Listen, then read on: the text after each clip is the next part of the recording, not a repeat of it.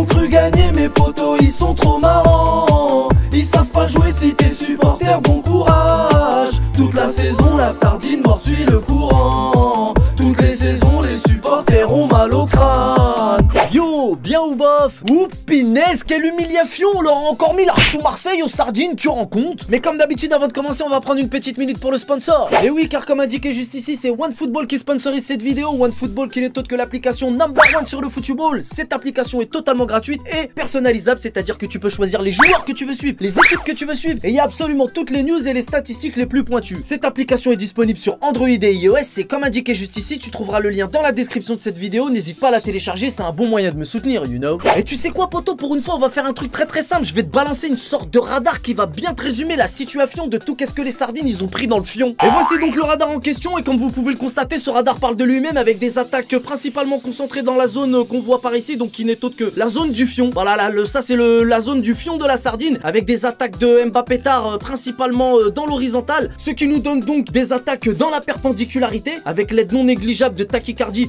et de Di Mamma Mia bien sûr. Donc une attaque à 3 qui fait mal là où ça passe, plus communément appelée tournante. C'était complètement ça, hein, une tournante avec les attaquants qu'on a rebaptisés donc Taki Jaki et Mba Michel, n'est-ce pas? Dans ce trio de tournante avec donc Taki Jaki et Mba Michel, n'oublions pas la présence non négligeable de Di Mamma Mia en tant que distributeur de préservatifs. Et oui, car c'est un sport collectif, ne l'oublions pas. Ce qui au final a donné une soirée plus que douloureuse pour le fion des sardines, on l'imagine, avec, soulignons quand même la participation de Taki Jaki et Mba Michel, qui à eux seuls ont culbuté 11 orifices, c'est quand même quelque chose. Et grâce à ce magnifique radar, hein, nouvelle technologie complètement futuriste, hein, on peut constater que le Parc des Princes s'est transformé en club échangiste. Et j'en perds mes mots. Le Parc des Princes s'est complètement transformé en club échangiste. C'est quand même incroyable. Magnifique soirée hier soir. Moi chez moi. Et je peux même aller jusqu'à vous dire qu'à la fin du match, on a carrément retrouvé du Meusper partout sur toute la pelouse du Parc des Princes. Et c'est du jamais vu. Moi chez moi. Et j'irais même jusqu'à dire que l'Olympique mayonnaise a tourné.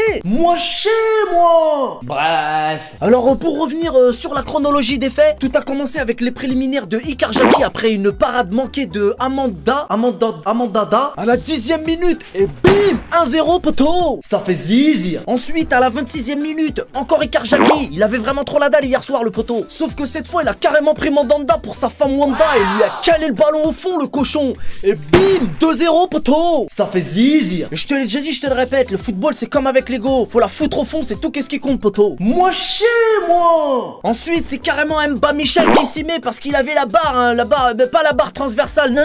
Lui il avait la barre de fer du sale, c'est encore autre chose ça. Donc on a Mba Michel à la 30 combien? Ouais, à la 32e. Et bim, 3-0 poteau. Ça fait zizi. Ensuite, encore Mba Michel, toujours pas rassasié. À la Rocco Siffredi, il lui remet dans le fion aussi. À la 44e. Et bim, 4-0 poteau. Ça fait zizi. C'est qu'est-ce qui fait que les sardines n'ont jamais été dangereuses? À aucun moment. Ils se sont carrément couchés comme Miley dès la première mi-temps. Moi chez moi. Alors il y a longtemps que c'est plus un classico, ça on le sait déjà. Mais c'était même pas un crassico non plus. Non. Hier soir, on a carrément assisté à un classé X poteau. Moi chez moi. Malheureusement en deuxième mi-temps on n'a pas eu grand chose à se mettre sous la dent. Alors oui c'est dommage hein, c'est dommage, mais on va quand même pas faire les fines bouches parce qu'hier soir on a quand même bien rigolé.